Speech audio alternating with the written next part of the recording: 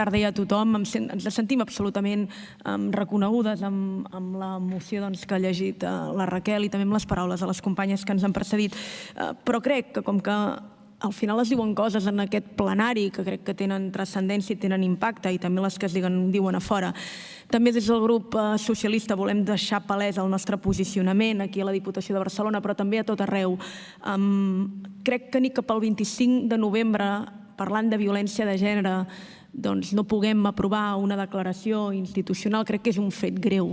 I ho dic amb tota la solemnitat perquè crec que hi ha un mínim que ens hauríem de poder posar d'acord, i em sembla que també al final es busquen excuses per no condemnar el que volem condemnar, que és que al final hi ha dones agredides. En aquest cas, aquest any parlem de violències digitals, però és evident que té una transcendència en la resta d'àmbits. I sempre quan parlem d'aquests temes sempre es troben per part d'alguns excuses. En lloc de veure oportunitats que en altres àmbits es veuen i dius, doncs això ens uneix, sempre es busca aquell element. Nosaltres, evidentment, ens sentim absolutament reconegudes, com deia, en aquesta defensa que s'ha fet aquí.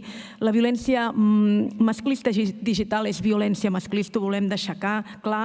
La prevenció i l'educació són claus, per tant, creiem que s'hi han de continuar volcant recursos públics. Cal reforçar el servei i el suport a les víctimes. Des de la Diputació de Barcelona ho continuarem fent sense cap mena de dubte.